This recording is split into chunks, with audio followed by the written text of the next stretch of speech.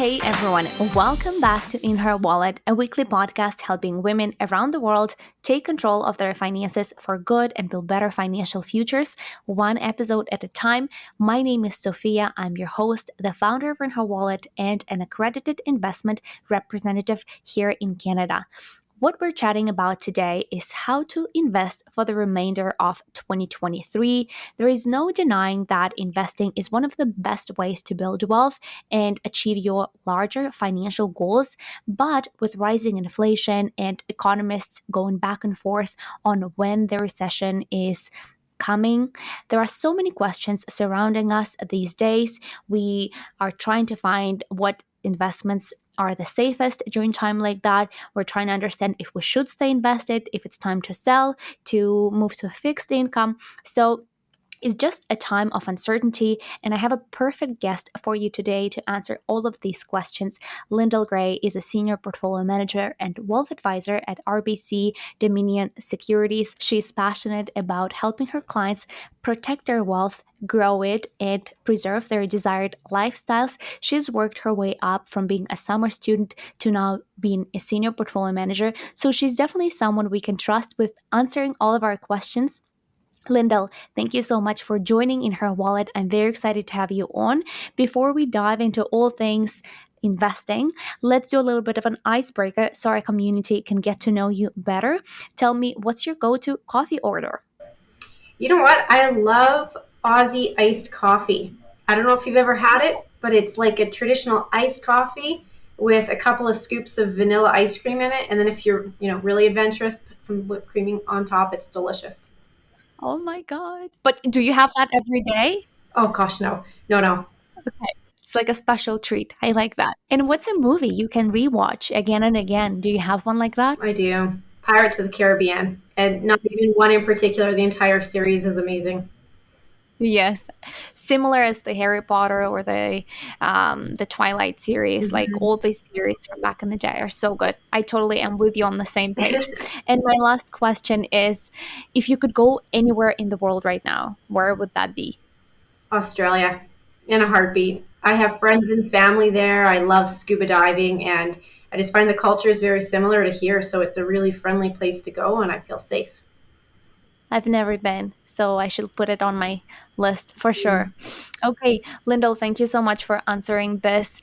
Before we dive into our talk about the economy and the markets, why don't you tell us a little bit more about who you are and what you do at RBC Dominion Securities for those folks who do not know and have not heard of you before?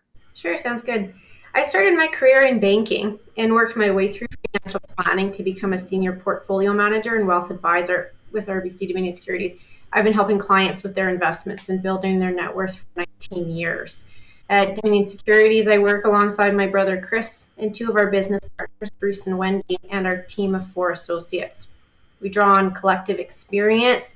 We all come from different backgrounds within banking, so we draw on all of that experience to safeguard our clients' wealth. Really with a hands-on and a family-first approach. Family approach kind of runs through my blood. Started with my dad, then my brother, and now I'm here. So collectively, we're able to provide the advice to clients and help them build the future that they want. I love that. I haven't met a family-run advisor group before, so that's very unique, I must say. Mm-hmm.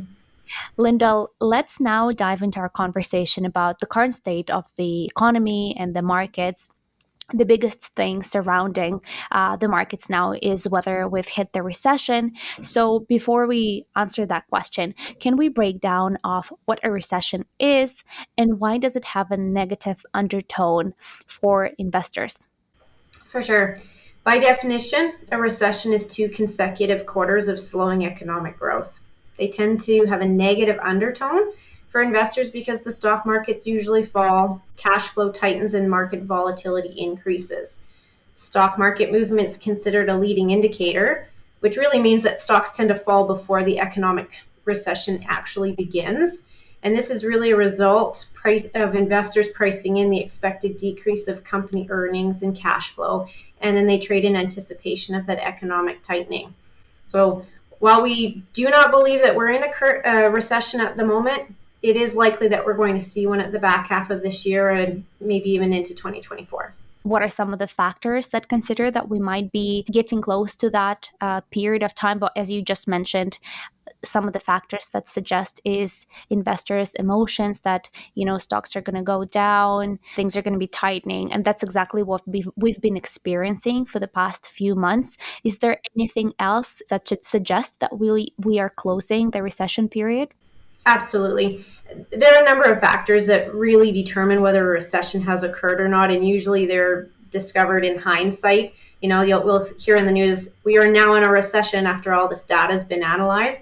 But ultimately, there are a number of factors that are consistently assessed as we go through an economic period. And a few of them are the yield curve inversion, which really means that long-term rates are lower than what short-term rates are currently being offered at in the market. Unemployment claims and unemployment rate. Many of these have turned cautionary already or fully indicative of a recession to come. But one of the indicators today that actually still represents growth is the unemployment rate. So we're not in one yet. It might come as we get through this year, but here in Canada and the United States, unemployment numbers are still really low, which represent a really tight labor market. I do have to mention one of the biggest things in the market right now is inflation. It really continues to be a concern, and central banks are constantly assessing whether the rate hike is needed further to pull that inflation back down to the long-term target of 2%. Bank of Canada just raised the rates another 0.25% and are expected to do another raise in July. The Federal Reserve, so central bank in the United States, did not raise rates this week, but they're actually pricing in to do a rate hike in July. So constantly reassessing how these rate increases over the last year and a bit are affecting the underlying economy. And ultimately, as interest rates come up to combat inflation, what they're looking for is corporate and personal borrowing rates to slow down, cash flow to tighten up, and ultimately lead to a recession. I noticed that the US bank did not raise interest rates yesterday. So I was going to ask, is that kind of the light in the end of the tunnel? Might we be able to surpass? But you actually pointed out that they might be still raising it in July. So thanks for doing that. My next question is, what would the arrival of a recession mean for people in our audience, for you, for me, for a regular person? We do expect a recession in the U.S. to be relatively mild and short in duration. What we are starting to notice in the stock markets is that fewer sectors or fewer types of companies are actually still increasing, which means it's slowly starting to tighten up. We would expect growth stocks to fall and see money rotating into defensive sectors, and either defensive sectors or even more fixed income or cash-like investments. Holding a portfolio of a mixture of stocks and fixed income generally is ideal. All depends on everybody's individual situation, but fixed income securities are debt instruments that provide a regular income at fixed intervals throughout a year. And as interest rates have climbed 7 times last year alone, we saw that market values of bonds actually fell. And that was a result of people replacing that type of investment with bonds that are starting to pay higher interest levels. So as bonds have come down through last year, they represent a really attractive or really appealing investment for people at this time now, which ultimately means that you don't necessarily need to take on the same level of risk by owning a stock. You can actually get the same level or a similar level of income by moving back into the fixed income market. What I want to touch base on now is generally what happens with the stock market when we head into the recession. I know it's oftentimes accompanied by a bear market.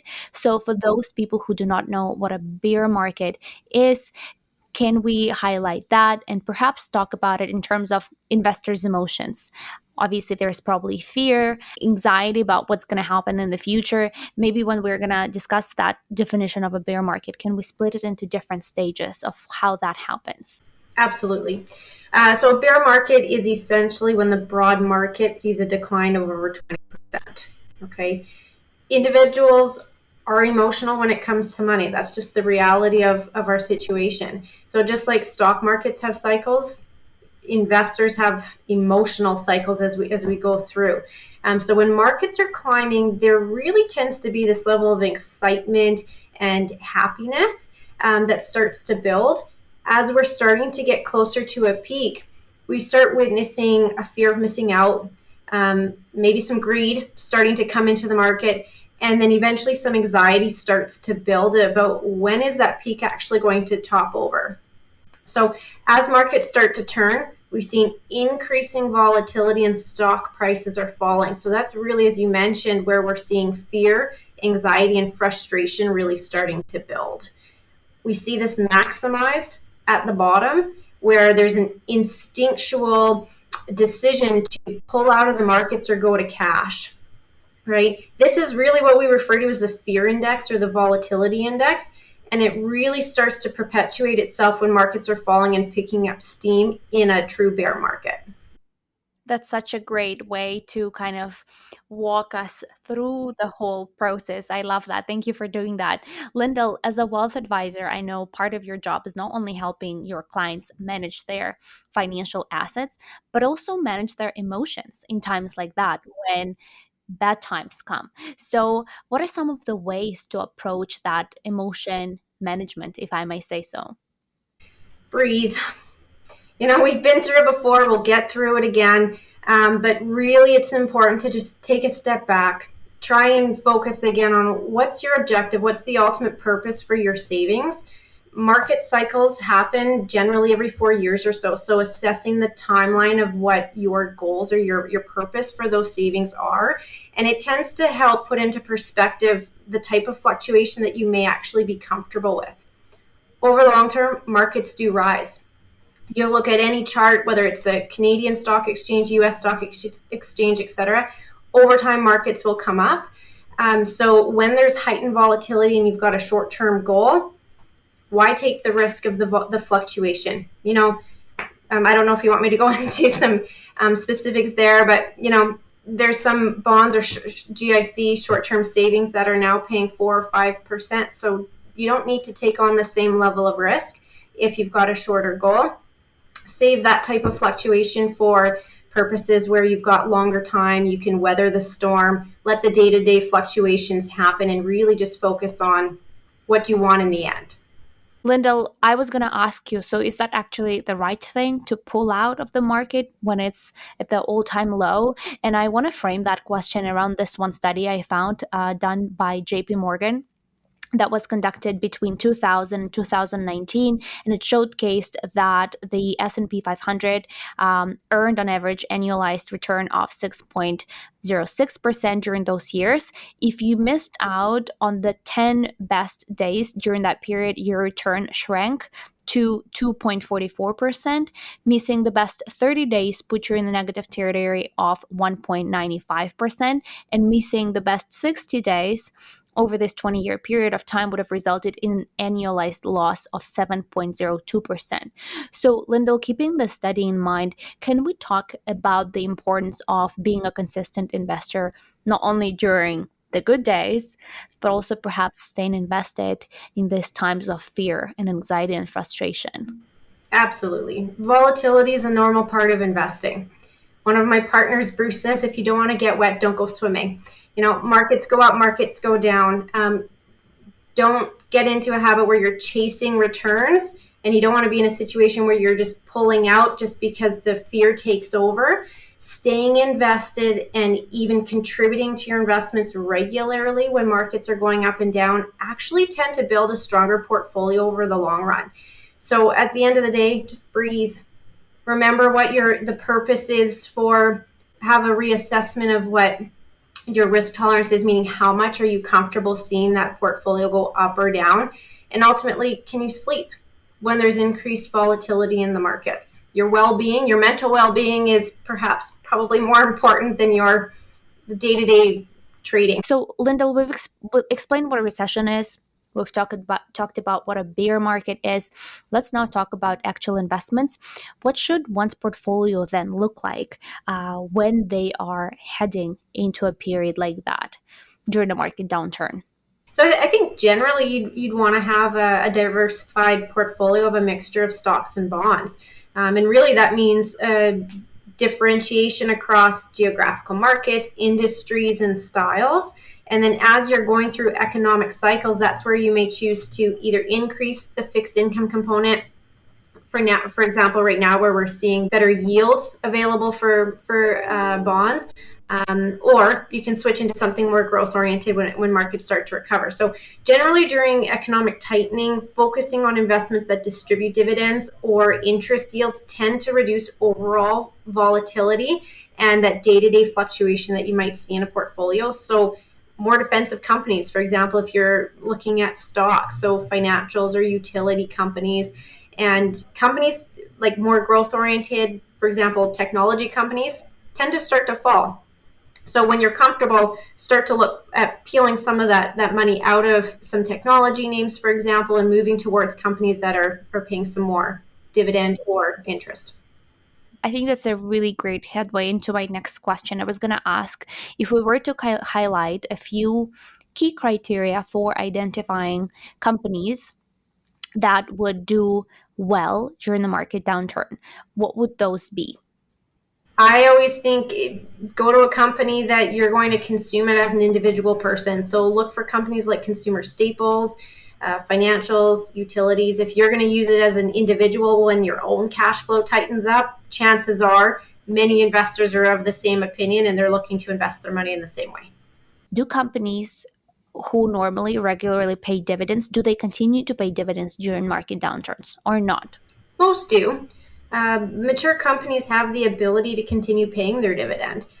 Some companies might reduce their dividend or potentially cut altogether, but it really depends on their financial health. So generally, if you're looking at more mature companies, so in Canada, like a blue chip company, you're probably fairly safe with the type of dividend distribution, but keeping in mind it might be reduced. Mm-hmm. And Lyndell, now I want to talk about tax loss harvesting. Can we explain what that is? I actually think it provides an opportunity during a bear market to reduce your tax bill. So let's explain what that is and how it works. Great question. Investors don't like losing money and they don't like paying tax. So combining both those strategies to make it an advantageous one is absolutely an opportunity. So tax loss harvesting or tax loss selling is a strategy that uses selling at a loss as an advantage in a non-registered account. So meaning outside of an RSP or a tax-free savings account. When an investment has an unrealized capital loss, it can be sold to lock in that loss. That loss can then be used to offset a realized capital gain. And this strategy can be used at any time. But as you mentioned, when we're faced with a bear market, it presents an opportunity where we're already perhaps not very happy, but we can use an advantage like this to make us feel better about our current situation. And obviously, when you work with an investment advisor like yourself, probably that's done automatically behind the scenes. If it's a person who is using a DIY platform like RBC Direct Investing or any other, do you know if there are any special settings or forms they need to fill in to take advantage of tax loss harvesting? I don't think there are any forms that need to be completed. When you are filing your income tax, you'll just need to pay attention to what you paid for the investment, what you sold it at, and have those numbers available for whether you're completing your income tax filing yourself or you're handing it over to an accountant. Right. So at the time of sale, there's nothing really that needs to be done. It's we're taking advantage of tax loss harvesting when we're filing the tax return for that year. Yes. Now I do just want to mention that it's on a calendar year basis, right? So if you're going through the year, for example, 2023, and markets are slightly positive, but we're expecting a bit of a downturn, I would suggest that there isn't a rush to lock in a loss. You have really until the end of 2023 to be able to lock in the loss. And actually, the time of year that we tend to see a lot of that tax loss selling activity happens is in the fall. So October through the beginning of December is really when we start to see that activity ramp up. And it's really taking a look back at all the trading that you've done throughout that year to look to see where you can take an advantage of your overall tax position. And again, it's in a non-registered portfolio only.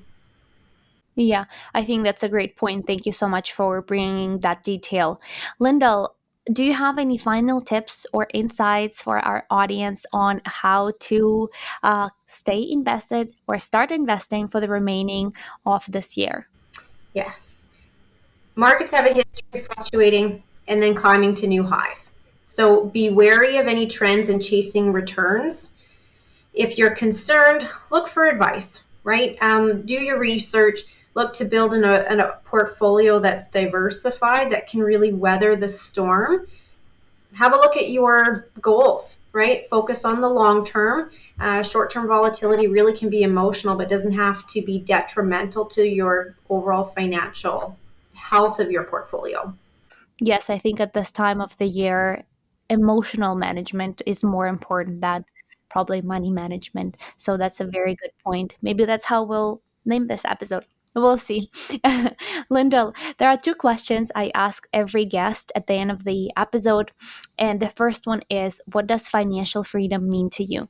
Financial freedom to me means being able to sleep at night, knowing that I have enough savings to provide for my family and my lifestyle, but also to have a wealth plan that I'm minimizing taxes and I want to maximize my overall wealth, not just now in the short term, but also in the decades to come.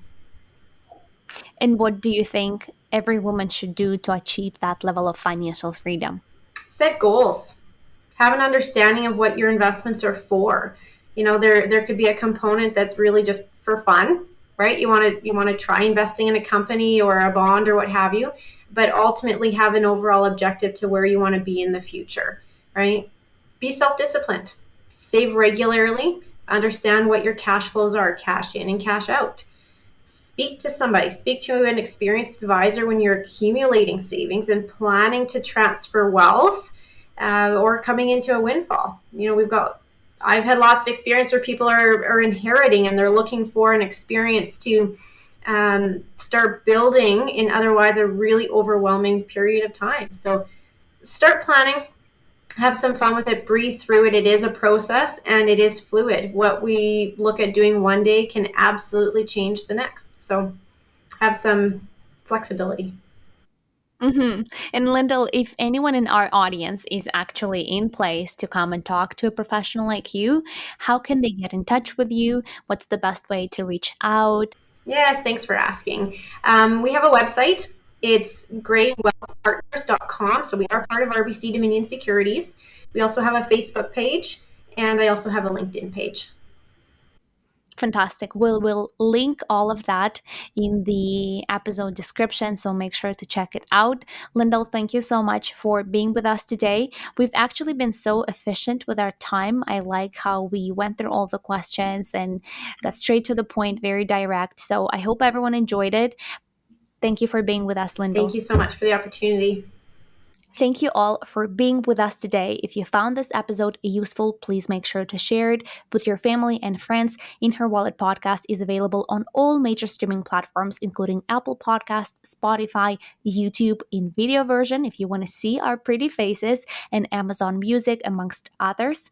As always, I want you to give yourself credit for showing up for yourself and your future, because every time you do that, you increase what's financially possible for you. Thank you all for being with us today, and I'll see you next Wednesday.